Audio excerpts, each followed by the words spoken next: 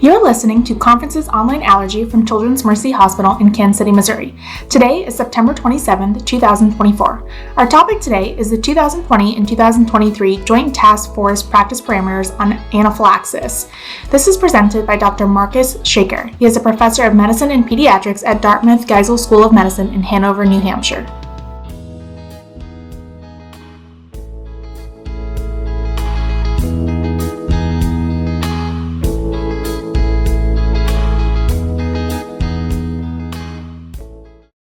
So I'm just going to walk us through an update on the 2020 and 2023 anaphylaxis practice parameters. Some of you might have seen these already, but it'll be a nice jumping board for us to have the discussion.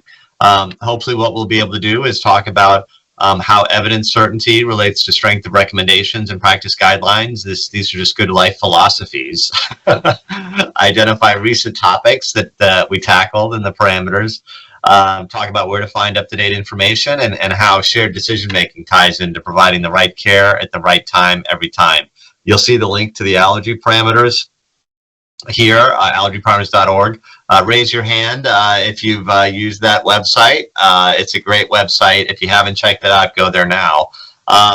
So guideline recommendations consider certainty of evidence. And when we look at this from a JTF standpoint, we look at evidence certainty as high, moderate, low, or very low.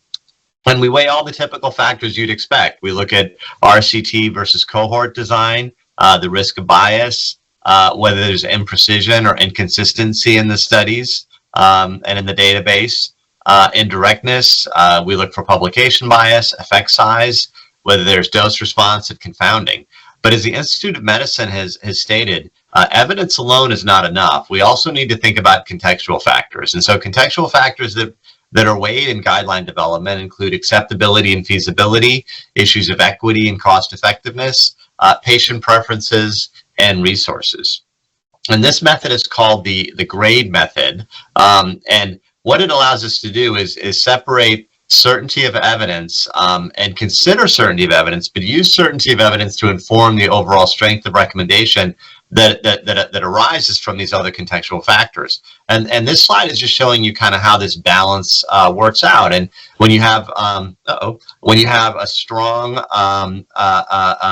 recommendation, you usually have desirable features outweighing the undesirable, and a conditional recommendation is usually more in equipoise. And similarly, if you have the majority of evidence saying that perhaps we should not go down a certain road or make a certain recommendation, we might make a strong recommendation against it. But often in allergy, we really are dealing in these areas where things are more balanced, and we really need to involve the patient in that discussion. And so let's jump in with a case here. My slides might be on autopilot, so apologize if they get ahead of us, but we'll pull them back if they do. So JL is an 18-year-old woman with a history of Lyme disease and migraines. She develops a cough, respiratory distress, and wheezing 10 minutes after starting a dance routine during a dance class. This is 3 hours after she ate a lunch fajita. She has a splotchy rash on her upper chest and a sense of throat tightness. EMS arrives, gives her some albuterol, starts a line. She's a bit hypoxic, she's a bit tacky, and her blood pressures are a little soft. She's anxious, she's in respiratory distress, has some wheezing, both inspiratory and expiratory, and an urticarial rash. I'll tell you her acute tryptase is 8.4 and her baseline is 6.1. Okay, so here's some questions we might ask. Is this anaphylaxis? Okay, how severe? What's the risk for biphasic? How long do we observe this patient? Should we switch her to propranolol or another? Should we switch her propranolol that she's taking to a different migraine therapy? What's the significance of the tick-borne disease and of eating the fajita? And what's the role of tryptase in diagnosis? And so recent practice parameters kind of touch on all of these features, and we'll thread this into our conversation today. So in 2020, the Joint Task Force published this grade assessment of the questions related to anaphylaxis. Specifically, the purpose of this parameter was to identify risk factors for biphasic anaphylaxis and to understand if there's an important role in giving glucocorticoids or antihistamines to prevent anaphylaxis. The second guideline was really just published in print this year, online in December of 2023. This is a traditional parameter, and the JTF does continue to work on traditional parameters. It had 48 recommendations, 9 of which were strong, and 39 were conditional. So what is anaphylaxis? Well, anaphylaxis is an acute, potentially life-threatening systemic allergic reaction.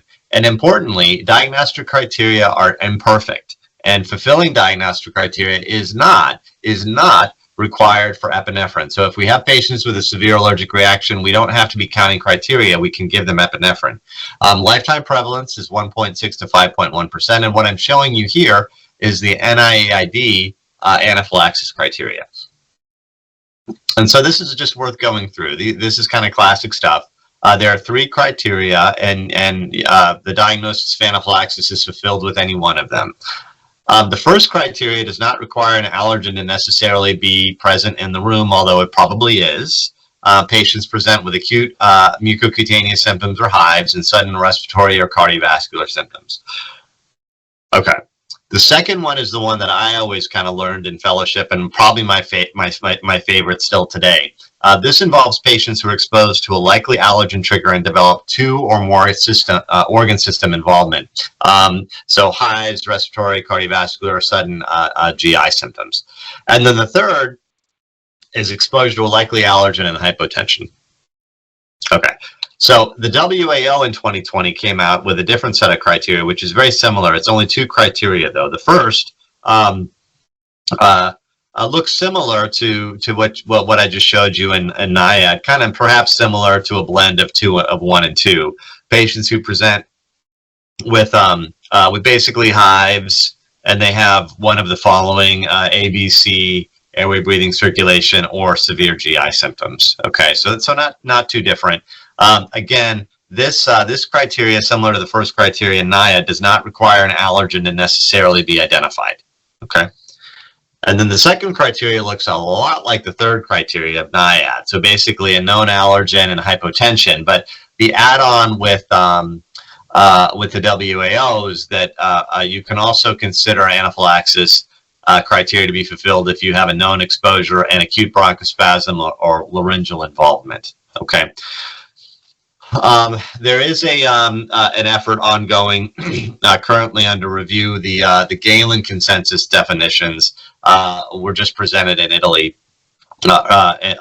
earlier this month, and those will probably be published before the end of the year. I can't show you a slide of that yet because it's still under embargo, but I can tell you that I think it will be very familiar, and if you're familiar with NIAID and WAO, it'll make a lot of sense.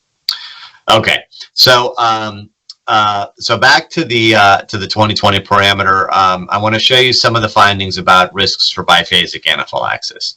Biphasic anaphylaxis is not terribly common in patients who've resolved their anaphylaxis for at least an hour. Only about 4 to 5% will have repeated anaphylaxis, although rates of biphasic reactions might be higher than that.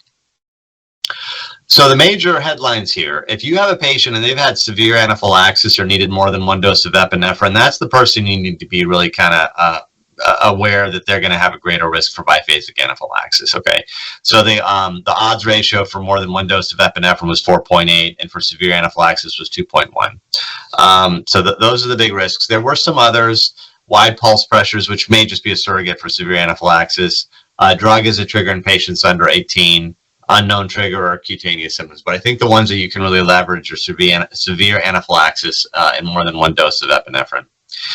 And then we looked at use of glucocorticoids and antihistamines to prevent anaphylaxis, looking at the risk of biphasic anaphylaxis for patients with resolved symptoms for at least an hour. You know, this used to be very common. Maybe it's still common where you practice. It's not common up here anymore. But you know, to give patients who've had resolved anaphylaxis a few days of steroids, you know, or to tell them to continue to take an antihistamine for a few days. You know, we found that really doesn't have a lot of value. So when you do the full analysis, there's really no significant protection from this preemptive course of glucocorticoids to prevent biphasic anaphylaxis, nor from the preemptive H1 antihistamine approach, nor the preemptive H2 antihistamine approach. And so from this, a conditional recommendation evolved. And the guidelines suggested that clinicians incorporate severity of anaphylaxis and or need for more than 1 dose of epinephrine for the treatment of initial anaphylaxis to guide your assessment of risk of biphasic anaphylaxis. And a corollary that clinicians observe patients in settings capable of managing anaphylaxis for patients with resolved severe anaphylaxis and those who need more than one dose of epinephrine. Okay, so those are the ones that you may want to. Those are the patients you may want to favor more extended clinical observation for. And the guidelines suggested against glucocorticoids or antihistamines as an intervention to prevent biphasic anaphylaxis. Okay, great. So this does make health and economic sense. This was a cost effectiveness analysis that we performed in 2019, and we found that routine prolonged observation of asymptomatic patients with resolved anaphylaxis would cost between $68,000 and $230,000 per additional case of biphasic anaphylaxis even observed. Okay, so recent triage makes sense. Some additional topics that came out of the 2020 grade guideline: should antihistamines or glucocorticoids be used to prevent an index hypersensitivity infusion reaction to chemotherapy? We had a conditional recommendation in favor. Many chemotherapy guidelines do include that. Should antihistamines and/or glucocorticoids be routinely used to prevent recurrent hypersensitivity reactions to radiocontrast media? We had a conditional recommendation against. Should antihistamines and/or glucocorticoids be used to prevent hypersensitivity reactions to rush allergen immunotherapy? We had a conditional recommendation in favor. And you can read more about all of this at theallergyparameters.org. You can download all of these parameters in full for free. So some additional parameter pearls. Anaphylaxis may be persistent, refractory, and biphasic. This is discussed in more detail in the 2023 parameter. Severity is a continuum, and there can be some milder cases of anaphylaxis. Consider obtaining a serum tryptase for severe or recurrent presentations. Consider evaluation of HAT in patients with an elevated basal serum tryptase above 8 nanograms per ml, and consider alpha-gal based on exposure history. And again, meeting diagnostic criteria is not required before you use epinephrine for severe allergic reaction. Okay, now I want to dig a bit more into this because this is an interesting story about the serum tryptase. So there's a bit of an evolving rule here. The classic evidence for mast cell activation has always been the 20% plus 2 rule. All right, so we all know this one, an acute tryptase elevation of 1.2 times the baseline tryptase plus 2. This was validated in perioperative anaphylaxis with a sensitivity of 98%, but a specificity of only 44%. So the positive predictive value is very, very high, but the negative predictive value is not super fantastic. And variability really does limit the rule. So 1/4 of individuals can exceed the variability on serial measurements, which is significant. So Lyons and colleagues recently proposed alternative thresholds, which I think are interesting to consider. They model the sensitivity and specificity both at 94.4% for a ratio of acute to baseline levels of 1.685. Kind of an odd number, I know, but the sensitivity and specificity are pretty impressive. And then they also went further and said, okay, let's see if we can have a level modeled for a high index of suspicion, which has a high sensitivity, and modeled for low index of suspicion, which has a high specificity. So very cool. So there's a ratio of 1.374 with a sensitivity of 97.5 and a ratio of 1.868 with a specificity of 97.5. So we can now bring the probabilities to our patients, and instead of just managing probabilities, we can measure patients. Instead of just managing probabilities, we can manage patients. So let's use our patient's experience as an example. So an acute tryptase of 8.4 and a baseline tryptase of 6.1. How would this shake out? Well, in case you didn't already memorize those numbers, I have good news. If you bookmark this website, the total rise in peripheral tryptase after a systemic event calculator, available online and on your phone, you can just plug these numbers into the computer, and the computer will tell you whether or not there's a tryptase bump. So if we go to this site and we type in the 6.1 and the 8.4, and we use the ratio, the standard ratio of 1.685, the patient would not have had a bump, and also by the classic rule, they would not have had a bump.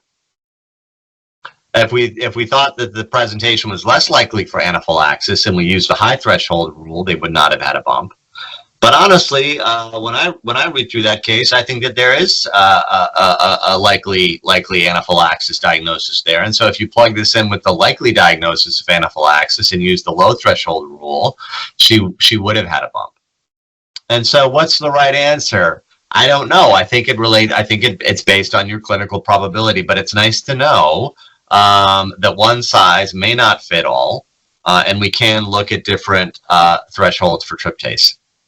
Okay, so some additional topics I'd like to cover in our time together: anaphylaxis in preschoolers, anaphylaxis in community settings, beta blockers, ACE inhibitors, and anaphylaxis, a bit on mast cell disorders and anaphylaxis, and then lastly, perioperative anaphylaxis. Much of this is coming from the 2023 parameter. Okay, so some highlights from this parameter.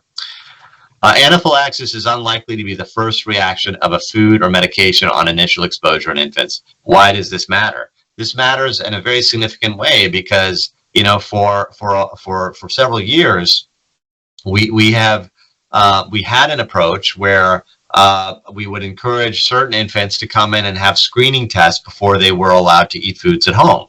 The most recent guidance from the Academy, the college, and the CSACI says that screening to foods are not required for any child before they eat it at home, and that there's a shared decision-making process here. So I think this is an important point. Anaphylaxis is not more severe in younger children. This is also an important point. It kind of goes with this fear of letting children eat foods that they've never eaten before. Food is the most likely trigger of anaphylaxis in young children. There are several age-specific presentations that we need to be aware of in infants. Infants are more likely to have skin symptoms than older kids. They're more likely to manifest subtle behavioral changes than older children. They're less likely to have respiratory or subjective symptoms. And tachycardia, coughing, vomiting, as we know, can all be multifactorial in young kids.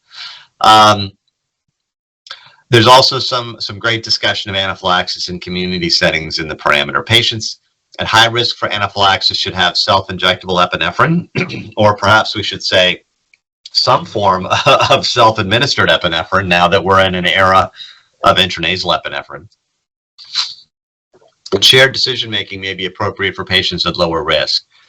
Patient preferences can surely inform the number of auto-injectors or nasal devices to prescribe, and as they should, because as we get into an era where we are going to be having conversations around how many devices, what type of device, what's the patient's preference and value around certainty, these are really critical conversations.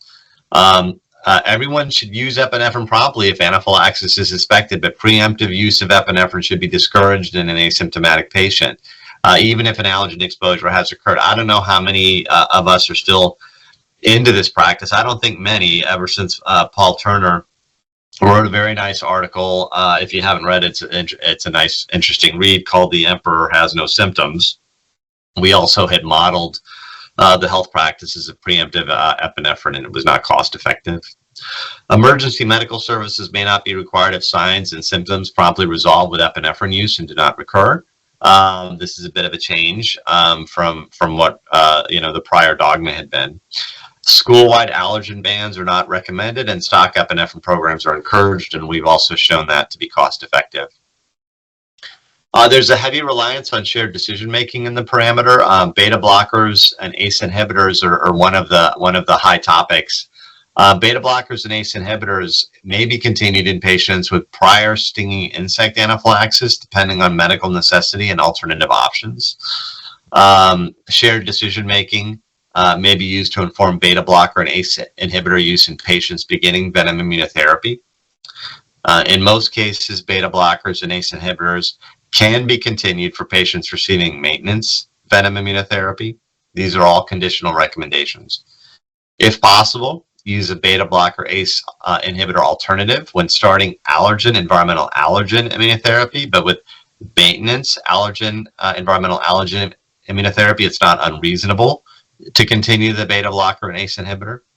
and similar risk benefit and SDM frameworks for planned procedures with risk of anaphylaxis and conditions that increase anaphylaxis risk should be considered and engaged with for patients receiving beta blockers and ACE inhibitors. So there are some conditions that are associated with greater frequency or severity of anaphylactic reactions, and often at unpredictable times. These include idiopathic anaphylaxis, underlying mast cell disorders, severe food allergies, severe insect sting allergy, and the presence of these conditions might impact the counseling that happens around these medications, beta blockers and ACE inhibitors, because we do believe that these drugs increase severity of anaphylaxis, although not necessarily frequency. And then in patients receiving these medications who are at risk for anaphylaxis, it's important to give them counseling regarding contributing factors that can further worsen anaphylaxis, including alcohol, vigorous exercise, and other medications. And patients should have increased vigilance for the earliest sign of the beginning of a reaction and be ready with treatment using epinephrine. And there could reasonably be increased concern in patients who are higher risk around the use of beta blockers and ACE inhibitors. And so it has to be individualized, it has to be tailored, it has to be a bit bespoke. So as I mentioned, both of these drugs can increase anaphylaxis severity, but probably not incidence. And the other challenging feature here is it's difficult to distinguish anaphylaxis severity in somebody who has low ejection fraction from the underlying cardiovascular risk versus the risk associated with the beta blocker or the ACE inhibitor that they're using to treat their underlying cardiac dysfunction. This was an analysis from 2019, a systematic review of episodes of anaphylaxis looking at differences in severity and incidence. They had thousands of patients. There, again, was an increased risk of severe anaphylaxis for patients receiving beta blockers and ACE inhibitors. Odds ratios there 2.19 and 1.56. But again, there was no significant difference in incidence. And interestingly, odds for severe anaphylaxis were more associated with the underlying disease than the use of the medication. So food for thought. So the serum tryptase can be helpful, and I didn't really get into too much detail in this talk about HAT and copy number variation. But understanding copy number variation can help you understand what the appropriate baseline tryptase is, and that can be helpful when you approach the REMA and the NICAS score when you're evaluating your patient who might have clonal mast cell disease for potential bone marrow biopsy. And both of these scores are discussed in the 2023 parameter. Again, just to walk away, realize that that if you're male, have an absence of angioedema, and you have severe symptoms such as syncope, you may be more likely to have a positive REMA or NICAS. Certainly if you have a positive allele as well for the D816V allele, then you may want to think about whether it's worth doing a bone marrow biopsy. And then there's some discussion on perioperative anaphylaxis, but honestly, we probably need more research in this area to fully understand the role of testing. That said, skin testing to culprit agents was endorsed and encouraged, although it was acknowledged that the accuracy of skin testing for many agents is poorly defined. And it was also discussed that supervised challenges can be combined with future procedures in partnership with a willing and collaborative anesthesiologist, which is, I think, how many anesthesiologists do tend to approach this. We do have good success. The parameter reviewed several studies that showed that following appropriate allergy evaluation, repeat anesthesia is also successful. The total cases with recurrent perioperative anaphylaxis was less than 5%. So that's a brief overview for you. I wanted to leave some time for questions. What are the take-home points? Well, anaphylaxis severity is a spectrum. Strong and conditional recommendations allow a paradigm of care in which we can appropriately apply evidence to each patient within the context of their own circumstances, risk tolerances, and preferences. And in the setting of conditional recommendations, shared decision-making can inform practice around both anaphylaxis prevention and management. Thank you very much, and I'd love to hear your thoughts on all this.